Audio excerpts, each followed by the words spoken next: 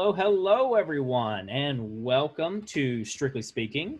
My name is Joshua Reaves. I am the director of University Theater, and tonight we have an actor, dialect and accent coach, a longtime dear friend of mine. In fact, he and I were both each other's best men in our wedding. So I'm happy to see Nathan Crocker joining us tonight. So Nathan Crocker joins us from New Jersey, a North Carolina native. He was also worked in regional theaters, tours, and universities. He's also graced the Stewart stage and was at one point a Wolfpack. So, Nathan, welcome to the show. Thanks for having me, Josh. Appreciate this. I'm looking forward to it. Awesome. So before we get started, I just want to make sure that, I am looking at you guys. I'm just going to be looking up and down and all around. There's so many screens to look at, so much to show y'all tonight. So forgive me if I'm not looking directly at you. So let's start off with acting, Nathan. In your own words, what does it mean to be an actor?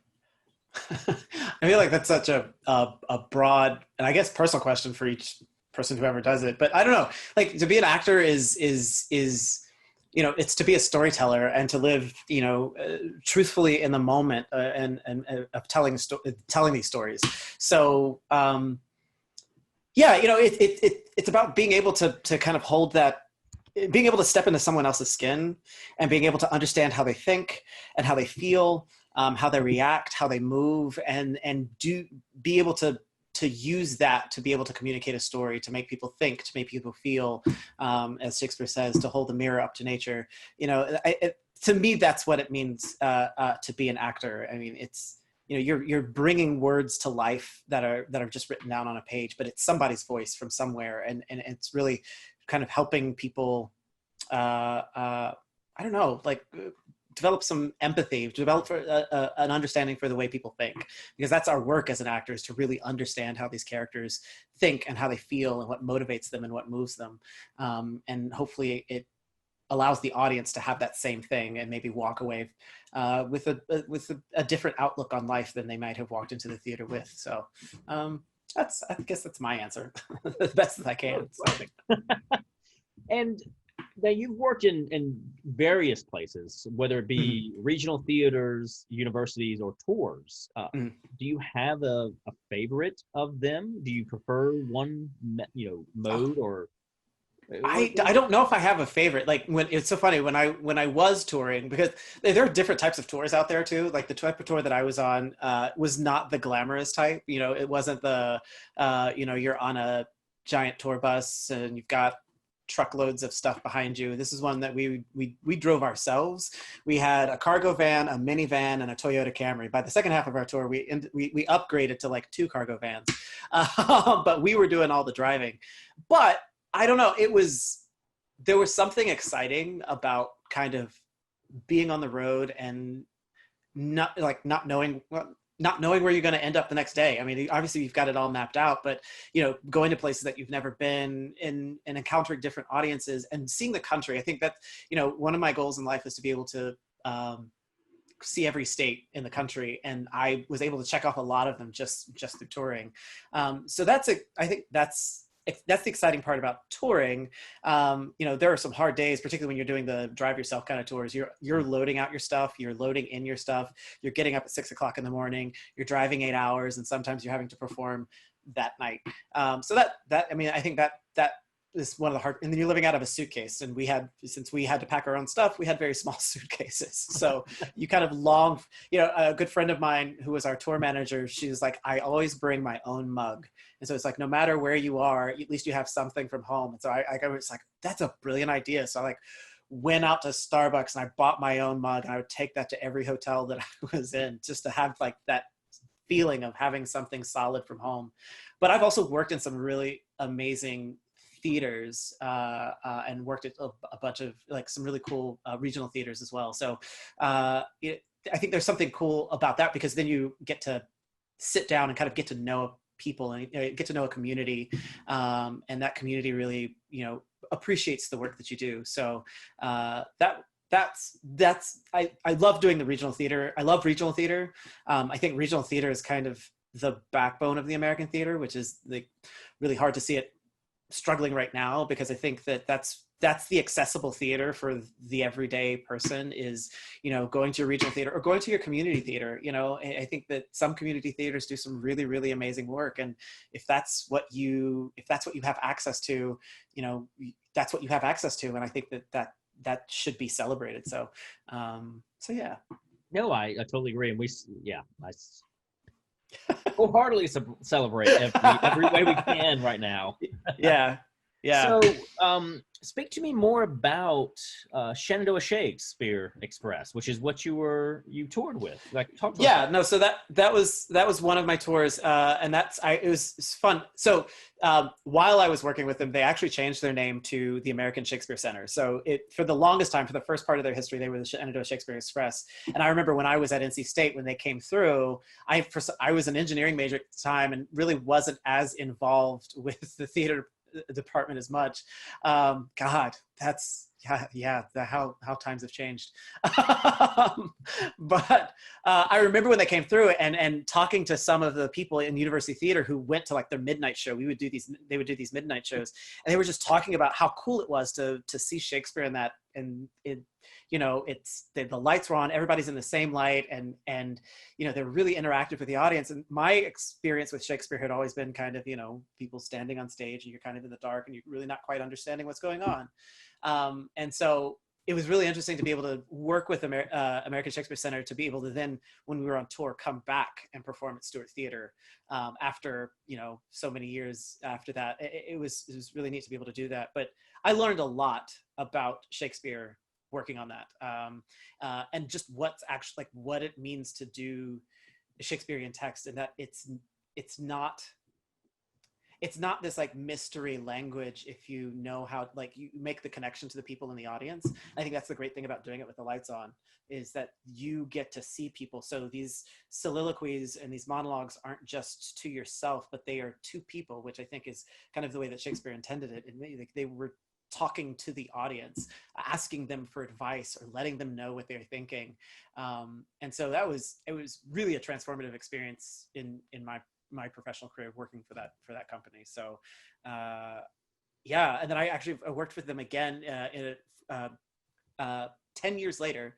I did their Actors Renaissance season. They'd started this Actors Renaissance season, so they would do like 2 Shakespeare plays and then like 3 of Shakespeare's contemporaries, and people would only get their cue script. So they would only get their lines and then like the cue that fed into their lines. You know, it was a self-directed, we found our own costumes, and that taught me a lot too. Just how to structure rehearsals and, you know, costumes and props that tell stories and how to support all of that stuff. I love working for that company. So. That's great. So, hey, just a reminder, everyone, we do have the Q&A open, so be sure to throw your questions out there to Nathan. We have a lot to talk about tonight, but we want to make sure that we get your questions answered as well. So, with your Shakespeare experience, you've played many roles. What has been your favorite role, and have you actually, you know, performed your dream role in Shakespeare? I would say what's my favorite? That's a mixed question. I think there are 2 different roles that I've played that have been a lot of fun. I've been able to play Puck twice in Midsummer Night's Dream, and I think that was probably some of the most fun that I had, and particularly when I did it in college at UNCG. I think I learned about comedy, and I learned about like what it means to like actually be in the moment with the director for that production. I just learned a whole lot about the craft of acting, and I just got to run around stage half naked. I couldn't find pictures to share. I know, it's like of all the pictures that we couldn't find, I'm like, wonder where that one is. Don't you worry, we have Pippin, so it's coming up. But no, and then I got to play Puck again with a theater company in New York City called Titan Theater Company, and that was cool because fortunately in that production, Puck was the only character that didn't change. Every night the actors would draw a name or a character from the hat. So every night it changed who was playing what. So you would have guys playing Hermia and Helena. You would have girls playing Oberon. You would like, it was amazing. I would watch my castmates, and it was very stressful for some of them because some of them would kind of settle into playing certain roles and they just naturally do that. But there's always that one role that they hadn't really rehearsed that well. And they were like, oh crap, oh crap, oh crap. So we're kind of like feeding them lines throughout it. But I've also had the opportunity to play Othello, and I think that's probably one of the, like, particularly as an African-American actor, I think that's one of like the echelon of Shakespearean characters to play. I played that I was in Tucson, Arizona, and I got to do that. And I was way too young. I'll say that. I was way too young to play that role, but I'm glad I did. I learned a lot. I'd love to play it again. But yeah, there's some other great characters out there that I would love to play. And just hopefully time will allow that to happen. So. Yeah. Well, and we've got a question here from Lori. So you spoke about going to UNCG, playing Puck, and your freshman year you were at NC State. So what was the impetus for you to change your major from engineering to theater? Yeah, that's a good question. Well, no, yes, I started as an electrical engineering major at NC State. And, you know, it was interesting. It was, at the time, you know, cellular technology and cable technology and fiber, all that stuff was taking off. And I was like, ooh, I'm going to be on the cutting edge of that. And I distinctly remember my senior year of high school, we had done a production of Children of Eden. And it was during the spring semester. And I had really only gotten into theater the year before. I really did not very little theater before then, but I was a singer. And I mean, I loved it. I just had fallen in love with doing theater. And so I remember afterwards, after the shows, you know, the natural question for seniors in high school is, well, where are you going to go to school? What are you going to major in? And I would tell people, oh, I'm going to NC State for electrical engineering. And they would go, oh, okay. I mean, if that's what you want to do, like normally when you tell people you're going to go be an actor or you know, an artist or a musician, they go like, okay, well, you know, can you make a living at that? So that was kind of one of those things where I was like, I started thinking about it, and I started going, well, maybe there's something here, because I really enjoy doing it. I really love doing it, and man, if I could make a living out of doing this, that would be amazing. But I started as an engineering major, and I love my time at NC State. You know, I think that was one of the things that if NC State had a theater major, if I could have specialized in it for my entire 4 years, I would have stayed in a heartbeat, because I love that school. My heart is, you know, I mean, I love UNCG too, but like I had fallen in love with NC State. I had toured Chapel Hill's campus, and I was like, that is not for me. I went on NC State's campus, and I was like, this is the place that I feel at home. Well, don't you worry. Everyone here feels the same way, right? Everyone. I just want to throw that in there. I don't know if my sister, who went to Chapel Hill, is watching, but but anyway, you know, so my freshman year, I got involved with university theater because I was like, I want to keep this going, and I had already started thinking. I was like, is this what I wanted to do? I didn't get cast in the first shows that semester. I ended up being an assistant stage manager for production of Seven Guitars. And I don't know, I knew, like, I would sweep the stage before the show. And then I would just, like, when nobody, like all the actors were backstage getting ready, I would just like walk around before they opened the house. I'd walk around the stage, and I would just do like Hamlet's monologue, like To Be or Not to Be monologue, or like just on the stage. And I was just like, I want to do this. Like, there's something about being on this stage and saying these words and trying to connect with people, and I don't know, being in the spotlight a little bit. And so, yes, I at that point I was like, I have to take this chance.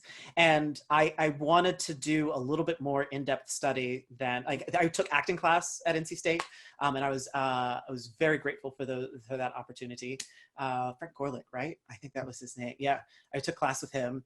And, but I was just like, I really want to do this. And so I submitted some applications, and I got into UNCG and Greensboro College and the BA program at Marymount Manhattan.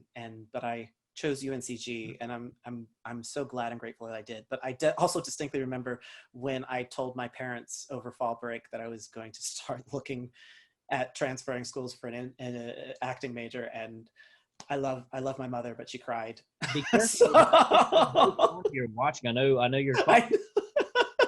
I know. I distinctly remember letting them know, and they were like, "Okay, all right, okay."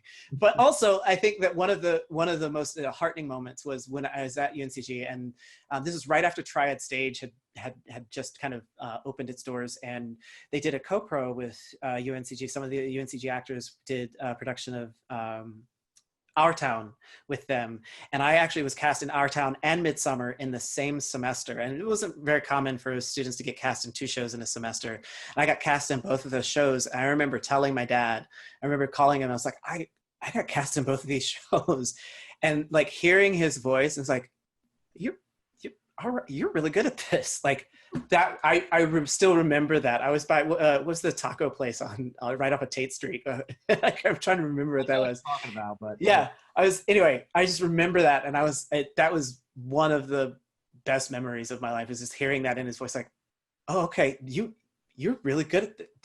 You made the right choice. And so so.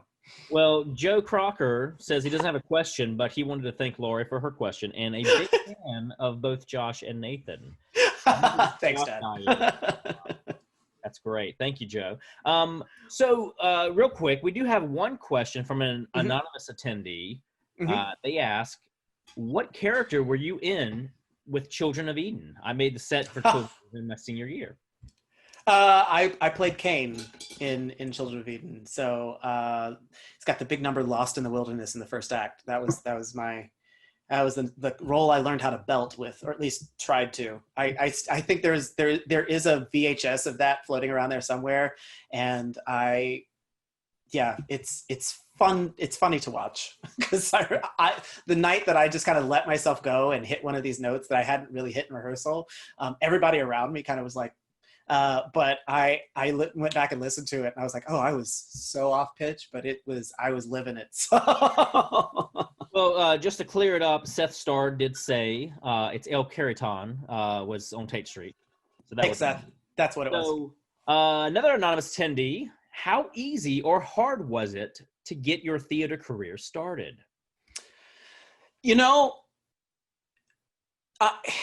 It's for me, it was really interesting, because I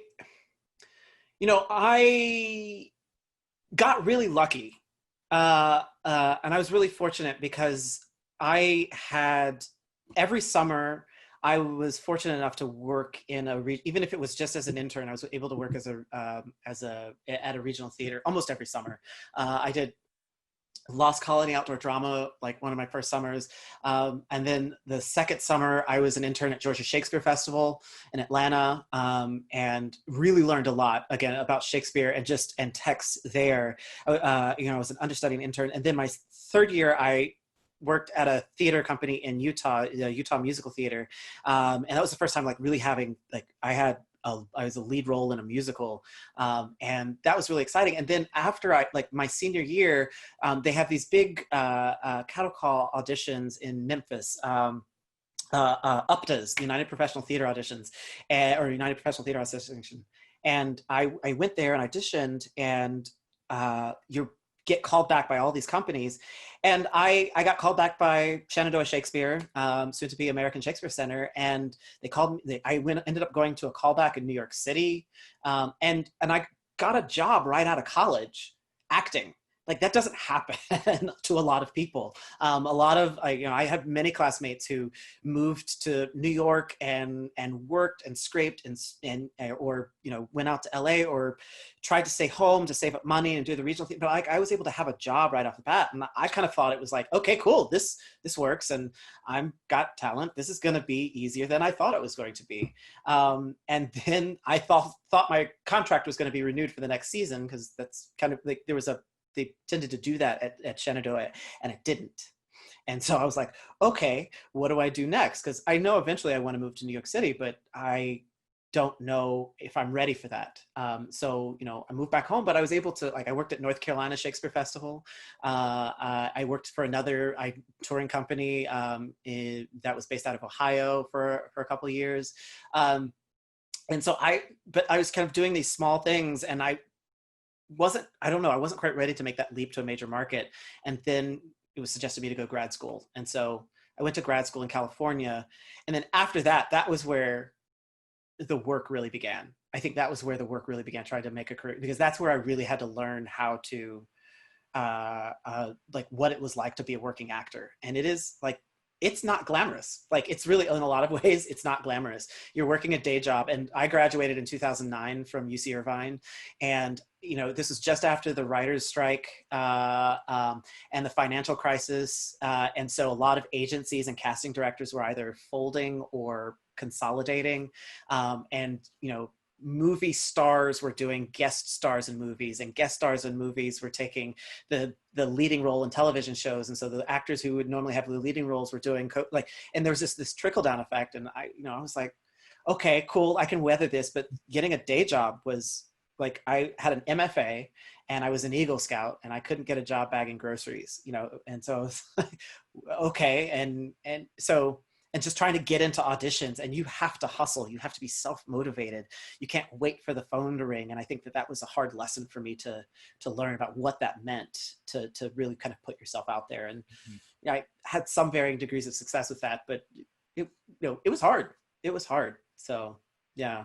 And then I decided that LA and film and television I was starting to get some callbacks and some commercials out there, but LA wasn't for me at the time. And so I decided to move to New York, and was able to, it took me, again, auditioning, because there are so many talented people out there. So it's not about talent, really. It's just about how you fit.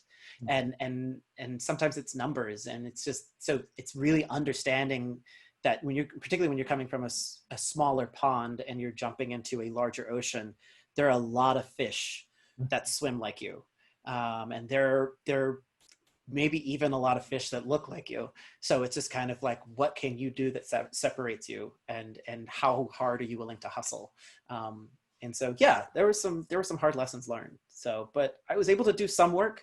And then I started teaching, and that's kind of like the rest is history. Cause I was like, I didn't want to wait tables. I worked in a coffee shop for a little bit, but I was like, I don't want to wait tables. And I really loved voice and speech, and a lot of people started kind of asking me to do this and guest teach that, and then that turned into teaching full classes and semesters. And before you know it, I didn't have time to audition. I was teaching so much. So I still plan on going back to auditioning and doing that. At least I keep saying that. But yeah.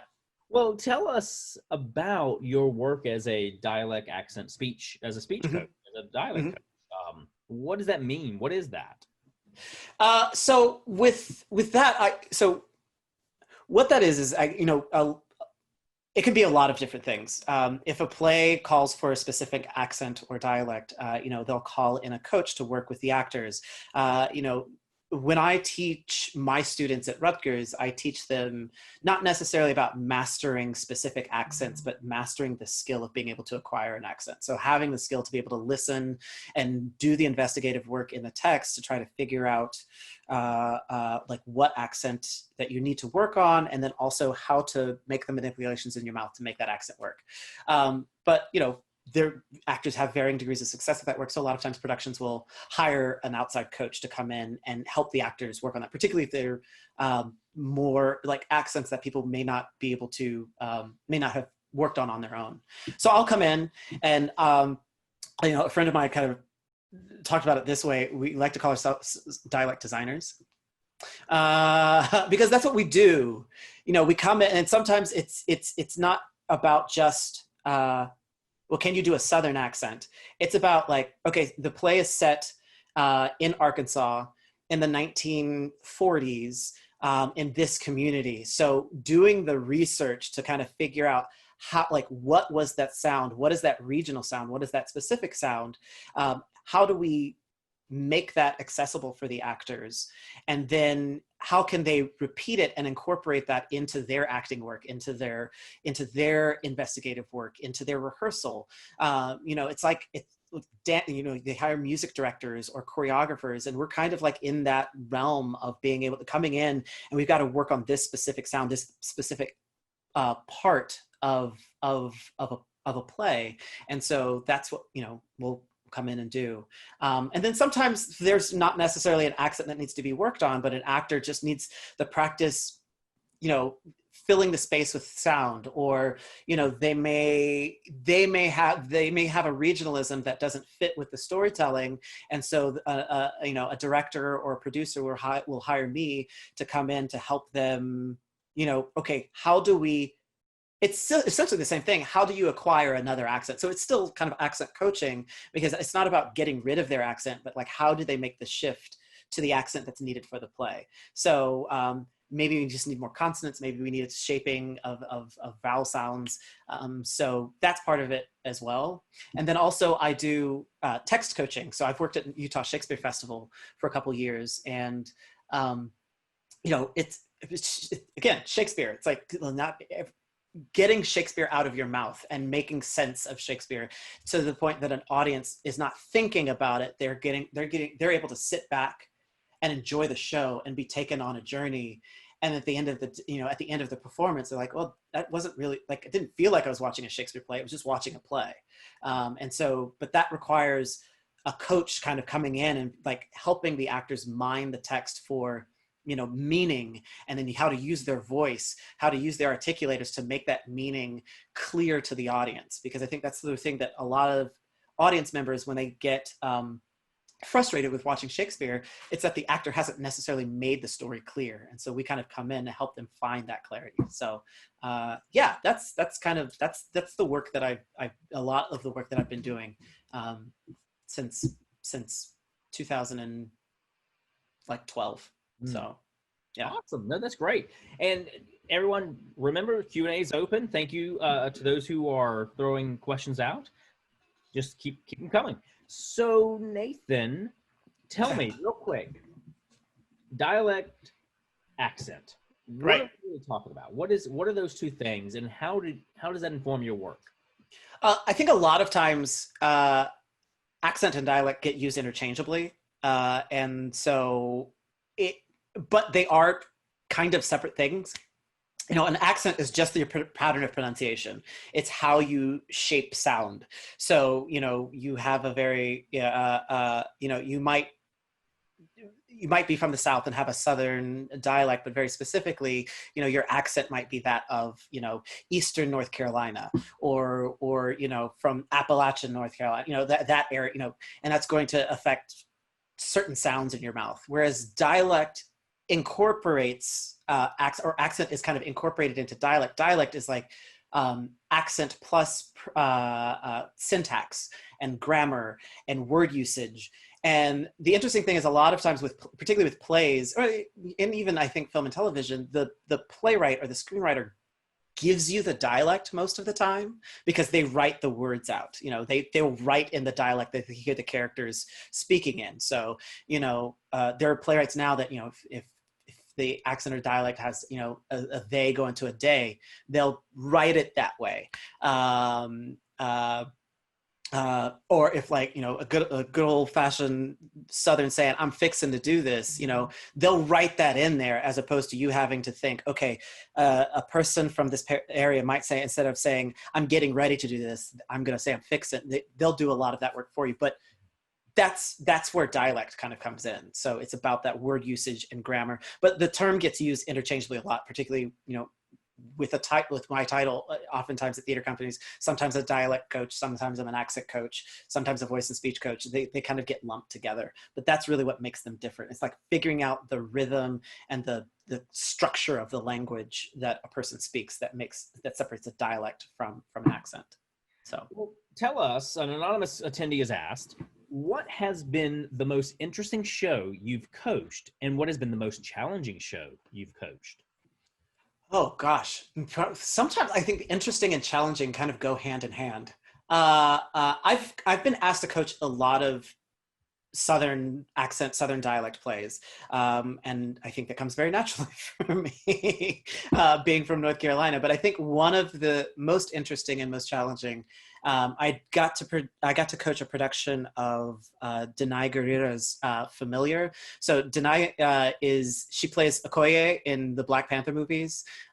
His general. She's in, I don't watch Walking Dead, but she, Michonne in Walking Dead. But she's also an amazing playwright, and she's written Broadway plays.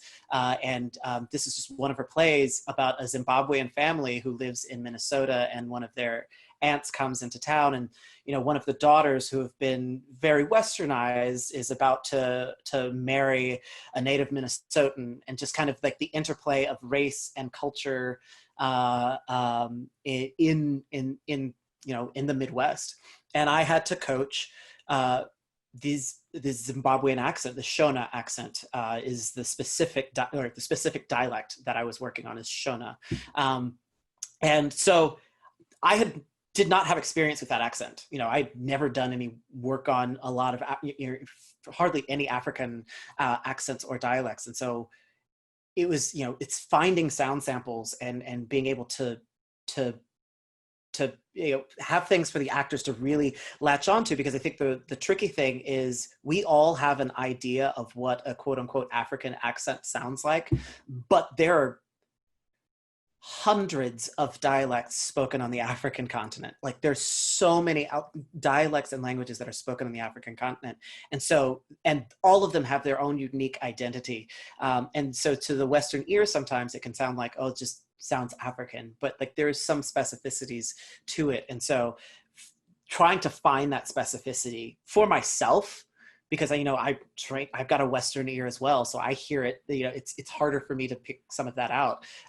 But finding that specificity and then making it communicable to the actors, I think was a challenge. But also, I had some help. We had a cultural consultant who was Zimbabwean, and I could help with the pronunciation. She helped a lot with like the meaning, like inflection and rhythm, and just what it meant to make those sounds. So we had that was really interesting to have that partnership. And I wish I could have that partnership with every show that I work on, because she really helped me, and I was able to communicate her idea of what is actually happening in the mouth. And then to work with some of the actors that I got to work with was incredible. It was so much fun. Like, several of them have been on Broadway and been on television. I got to work with Denzel Washington's daughter. It was really kind of cool. But one of the most challenging part of that is we had a lovely older actress who was playing the aunt, and 2 weeks into performance, she just decided she was not going to be able to carry the load the way that she wanted to. And so they ended up replacing the actress with somebody who had done it before. And so they had done the role before, but I think that some of the habits that, some of the sounds we had wanted to really to focus on some specificity, and they had really kind of broad stroked it. And so trying to make that switch in, the week and a half before we started previews was really, really challenging. And so that was one of the hardest things. And then also to have Denai come down right before, I think it was the Golden Globes that she was going to. So, because that was in January, Denai Guerrera is sitting right beside me, and she's listening to the play, and you're just like, both me and Rufaro, who is the woman who is our cultural consultant, we'd become friends. And so we're kind of like looking at her like, I hope it sounds okay. I hope we're doing this right. And she was like, it's good. They need to work on this. They need to work on this. They need to work on this. And like, okay, but like, it's that kind of specificity, because somebody is in the audience is from that place, and it's going to either ring true for them or it's not. And so that's the work, that's the work of what I do. So that's awesome. And I was going to ask you, about this quote on your page, but it sounds like you've answered it, but I don't want to let it go. So I just want to, no, that's fine. Maya Angelou's words mean more than what is set down on paper. It takes the human voice to infuse them with meaning. I think that just summed up exactly with what you just said. Yeah, I mean, it's like you can say certain things, but it's like it's the inflection, it's the musicality. It's like, they have to, and this is something that I work with my students a lot, or at least I try to instill in them, is that, you know, you can spout text and it can come out of your mouth and it'll do the job of moving the scene forward. But what is your experience and what is the audience experience if there is not that musicality, if there's not that inflection, if there's not maybe some undertone to it? And I think that's what the work as a text coach, it's finding that musicality and finding the complexity, even in some of the simplest texts. It's like, what are your operative words? What did you really mean by that? And if that's what you meant, can you hit that consonant? Can you shape that vowel that way? Because I think that might have an effect on somebody. If you take a breath here, that implies one thing. If you take a breath in the other place, that implies something else.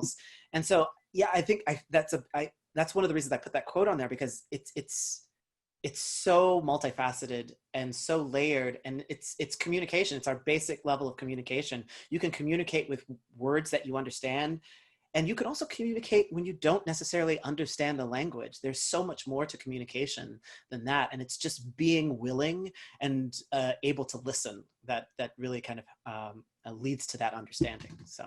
Well, we have a question from David Jones. He asks, how often are actors' self-developed dialect attempts harmful? In other words, how common is needing to break them of their bad habits before they can improve? I think that it can be common. I think actors, well, it depends, because I think there are a lot of actors that are out there that are well trained and have a very good ear. There's some people out there that can just mimic, and they're really good at mimicry. And if you're really good at mimicry, that means that you're able to process what you hear and make a shift in your oral posture, your vocal tract posture really quickly. And that's a facility that a lot of people don't have. They have to work in a more methodical way. But I think sometimes you can also come in with just like you've made your first attempt at it and that kind of sticks. And, you know, I think a coach can kind of sometimes come in and it's like, okay, yes, but there's also like doing it this way really says that you're from this place. And so we have to have this conversation with the director or with the actor about like, what is the story that we're trying to tell? And yeah, like Familiar is a great example of, you know, working with, I mean, high caliber actors. And so I think that's sometimes also, it's like if an actor has reached a certain echelon of work, I think that there is sometimes that feeling of, I got it, you know, and I've done my work and whatever. And you know, it's that actor that's willing to go, okay, all right, let me really work on that. That I think that's really exciting, because they're willing to accept that they have maybe made a cursory glance at something and that they want to actually dig deeper. But I think also sometimes with the dialect coaching, we're only given a certain number of rehearsals. So there's only so much backtracking that we can do to move forward. So it's oftentimes, okay, what are you bringing? And how do I adapt what you're bringing to what we need? And so I try to speak from where they are. So great, you're doing this thing, you're doing it wonderfully. Now let's go a little bit further in this direction. And it gives them power as opposed to saying, okay, you're doing this wrong. That's where I think also an actor will get very defensive. But it's like, okay, you're doing this great, let's find the good, and then let's move to this other place.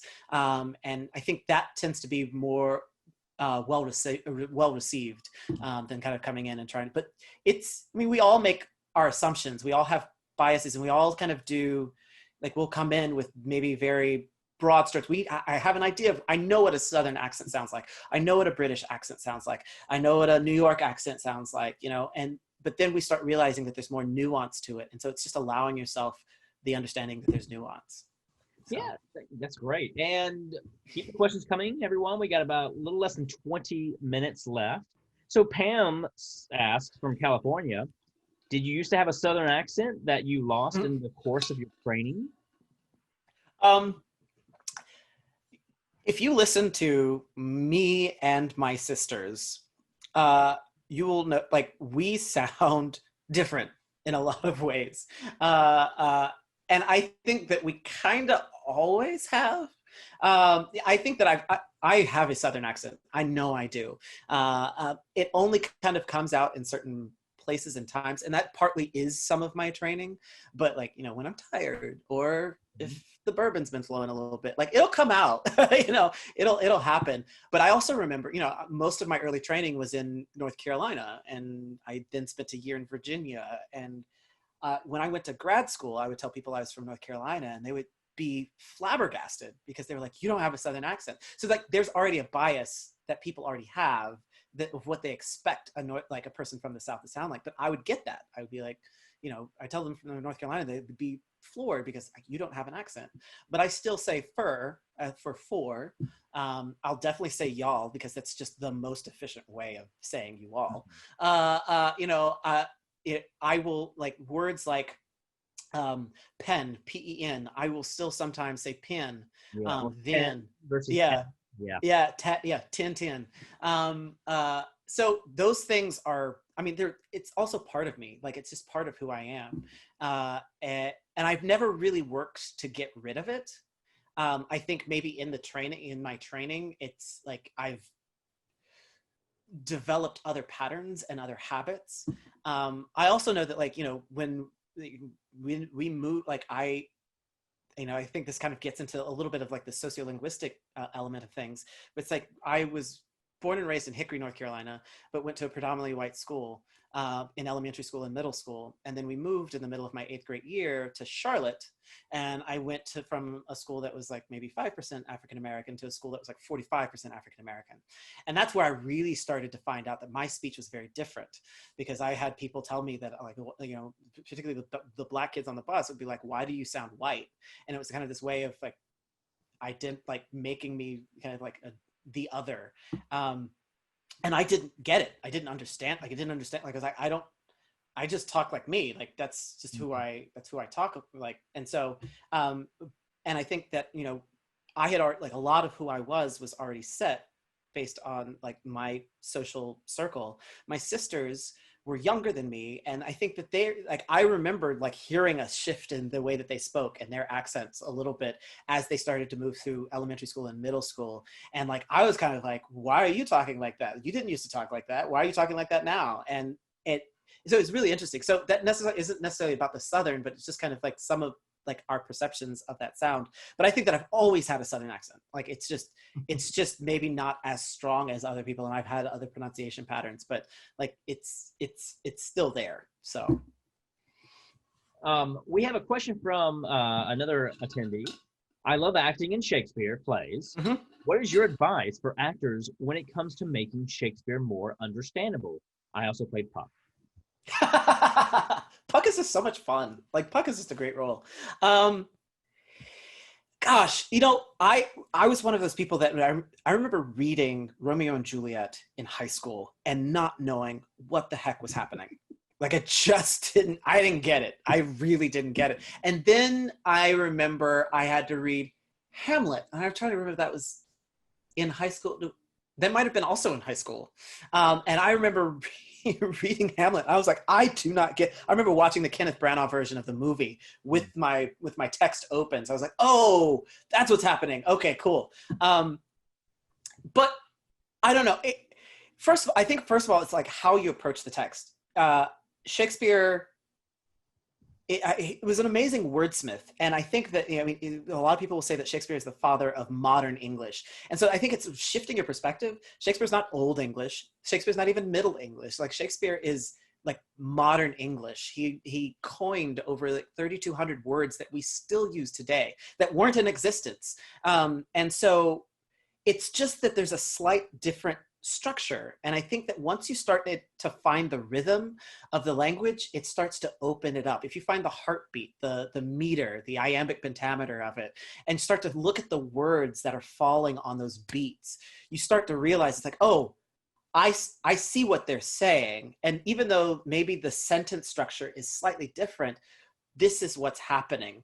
And also sometimes it just takes like looking things up. You know, I'll go back to the Hamlet, to be or not to be, that is the question. We all ask that question. But, you know, when you ask yourself, you know, to take my own life or to not take my own life, like to live or to die. And if you can paraphrase it in those ways, in that way, then it makes the text come alive much easier, because then you really get an understanding of what the words mean. And then all of this, what seems to be mystic text, becomes much simpler. And then I start realizing I'm just telling a story. And I can use my voice, and I can use the storytelling, and I can use my motivation to make this very clear, not only for myself, but for the audience. And so, yeah, it's once you kind of find that key for yourself and you have somebody kind of like sit down and work with you, and it's like, okay, paraphrase this line. What does it mean? Why do you think it means this? And okay, so this word is being stressed as opposed to this word is being stressed. Does that actually change the meaning of what you think? And it's like, oh, hey, this is what he's saying. He's saying this thing as opposed to this other thing that I was kind of a little bit confused about. And so once you find those ends, I think that it really does open it up. And so, yeah, I mean, I'm not above going out and buying a No Fear Shakespeare. Like, if that's what works for you, do it. Because I think that helps you get a base level understanding of what it is. And then you start realizing, oh, that's what, like, that word lines up with this. And if I was saying this in my own voice and with my own words, I would inflect it this way. And what happens if I do that with Shakespeare? Okay, then it makes it more human. And then people start realizing that, okay, I can also listen to it and I know what's going on. Because also Shakespeare was meant to be heard. It wasn't meant to be read. When he wrote his plays and when the King's Men reassembled the plays together in the first folio, you would go hear a play. You didn't read a play. You didn't go see a play. You went to hear a play. And I think that's the thing that's missing. How do the words taste in your mouth? And really allowing yourself to taste the words. And I think that's where the audience can kind of start to clue in, and you as an actor can start to clue in. Yeah, I oftentimes compare sheet music to a play because it's not meant to be read. It's meant to be. Yeah. So I that taste in your mouth thing. So in the last 10 minutes or so that we have here, let's bring you back to North Carolina, to NC State. We have an anonymous question here. Do you think your engineering STEM background has impacted your current career in any way? Do you miss STEM? I've been actually having this thought recently because in a way, I swung very hard trying away from it for a long time, but particularly as I've started working with voice and speech, and like within that is phonetics and some linguistics, and it's really kind of the same thing. Like it's problem solving, it's putting things together, it's recognizing patterns, and so I think that's one of the reasons actually that I gravitated towards accent and dialect and phonetics particularly, because I also when I first really kind of dove into my acting training, I really had a hard time not looking at things as kind of black or white or as like absolutes, and being comfortable in the gray areas. I was really uncomfortable, and it was like it's either this or it's this, and so I think I've always kind of kept that analytical part of my brain. And I think that sometimes it also means that I have a tendency to analyze a little bit more as opposed to just feel. But I think that there's a place where both of those can coexist. And so I think that I've kind of gotten to that place where I've allowed some of it to coexist. But I also know that like even with my teaching with my students, sometimes I get so fascinated in like the component parts, and I can see it on my students' eyes when they go like, okay, Nathan, that's a lot of information. But I'm like, isn't it so exciting? It's, that this sound can do this and that your ribs can do this and you can put these things together. And then, but I think that the cool thing about engineering, like kind of equating engineering to what I do, and I think as an actor, you're kind of putting all of these pieces together.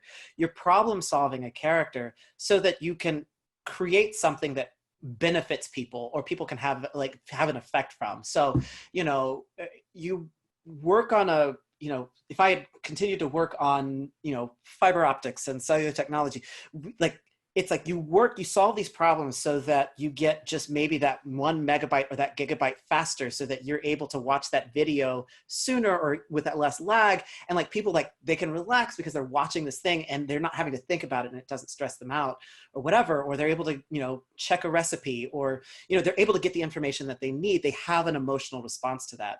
And I think that what I do as an actor, as an artist, as a teacher, as a coach is kind of that same way, where it's same thing, where it's like, I get a little heady and maybe I look at these things from a little bit more of an analytical point of view, but then I put that together, and then you sit back and you let the machine work, and then you trust that the machine works. And that's, you're putting all of these things together for the audience really to have an experience. It's not so much me. I think that sometimes actors get tricked into thinking that it's about them, and it's really not about them. It's about the audience. I think it's about what does the audience take away, and you can't control what the audience takes away from it, but it's like, I'm going to try to tell this story for the audience so that they really try to get this point of view, and hopefully that kind of nudges them in a certain direction. So there's this analytical and sensorial aspect to both of those together. So at first I thought it was a hindrance, but I think that it's actually also been a benefit. So, and there's still times that I kind of, you know, my wife will tell you, I get really excited about trying to figure out things that are broken. I love cooking now, like it's the same thing. Like, I think that's part of it. It's like putting together things and watching the chemistry and the physics of something come together, and then you eat it or you drink it, and then you like have an emotional response to it. And I think that's where they can kind of coexist. So awesome. Thank you. And I just want to throw out there, Lori has said, it's great to hear your excitement for your craft and for your teaching. Thanks, Lori. And Seth also says, Seth Starr, a fellow UNCG alumni. Yes. You also have an amazing respect and appreciation for the technical crafts. So I think the STEM falls hand in hand with that. Yeah. It's so funny because like particularly when I was at UNCG, and I think even as like just as an actor, I get so, and this is I think one of the reasons why I think the evolution of my work is it kind of going into directing too, because I get so fascinated with the whole production, like how lights tell the story, how sound tells the story, how the set tells the story. Sometimes I get so fascinated with all of those things that I'm actually not paying attention to the acting because I'm like, oh, this gets really exciting. How the costumes tell the story, but like it's also how the technology. Like my mind gets blown when I see some of the technology out there for lights, for projection mapping, for like some of the costume changes that are on Broadway now, like costume technology is just, and it makes the story so seamless and it gives you that wow factor, and being able to collaborate with artists who are specialists in those areas. Because I could not comprehend. I tried taking a lighting design class with John Wolfe, and 2 weeks in, I was like, I can't do it. But I have a profound respect for the storytelling that comes from lights, that come from sets, that come from costumes, that comes from stage management. Like the stage managers sometimes don't get enough credit because, I mean, they're the ones that keep the story going, and they're the ones that make sure that those lights and that set gets moved and those costumes like happen at the right time to keep this train on the tracks. And so I have a profound respect and fascination with all of those. And so being able to collaborate with all those artists to tell a story, I think is really something that I'm looking forward to in the next stages of my life and career. Well, we have a little less than 5 minutes left. We have a few more questions on here. Cool. Let's see. Are you teaching this semester? And if so, how has your virtual setting impacted your classes at Rutgers? Yes, I am teaching this semester. And it has been a challenge.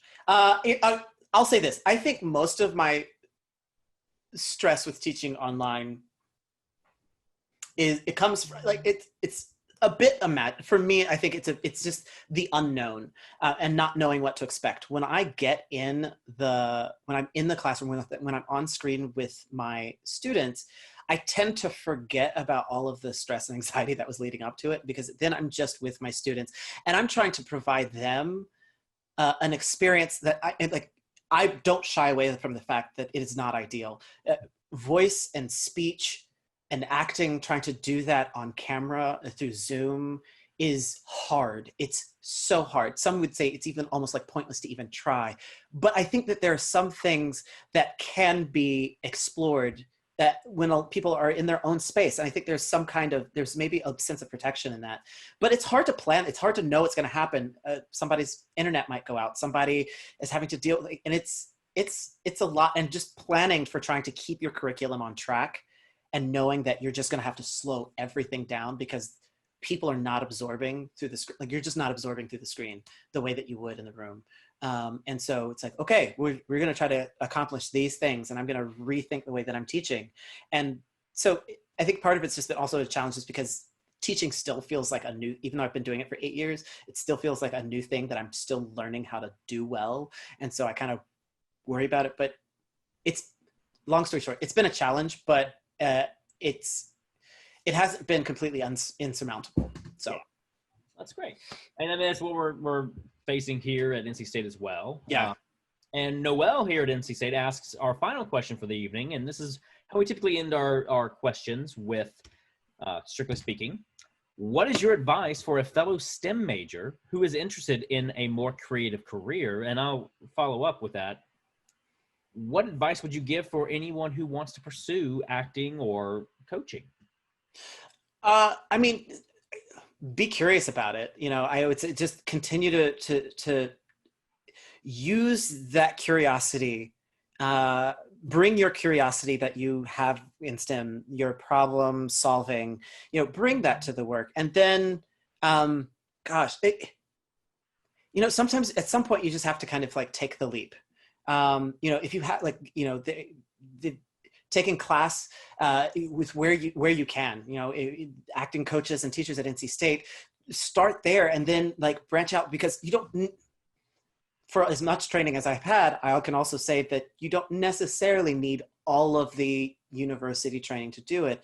Find a coach to work with. Find something like you reach out to local art centers and local theaters, you know, because they'll have classes of, you know, improv. I think like a lot of times, like STEM folks are really great at improv, actually, because it really allows you to kind of like be in the moment and kind of get outside of yourself a little bit. And so, you know, finding a local improv troupe or something like that. So just keep feeding your curiosity, you know, reading plays, watching movies, being fascinated by movies and television, because that's really where the money is, you know, being fascinated with film and television and how it works, and like how the storytelling, the shots and everything work together. You know, there's so many fields, there's so many parts of the creative world out there that you don't have to be just an actor. You don't have to be on screen. That's only just a small part of it. Behind the screen, there's so many other things, and you're still creating. So like find the thing that resonates with you and go for that. That's what I would say. Well, thank you very much, Nathan, and everyone. I hope Nathan got to all your questions tonight and answered them completely. You know, what is an actor? That's always the hard. So just want to say thank you all again, and keep looking out for all the things that we have to offer at University Theater. But we also want to ask, you know, just take your time to look at our page about how you can support your local theater and your local artists and, you know, University Theater. So visiting go.ncsu.edu/UT support to help us out and continue to bring these types of programs to you and these types of guests like Nathan Crocker from New Jersey. So Nathan, thank you so much for joining us. Everyone, thank you for attending, and we'll see you around at the theater at some point. Hopefully soon. Yes. Thank you all. Bye-bye. Thank you.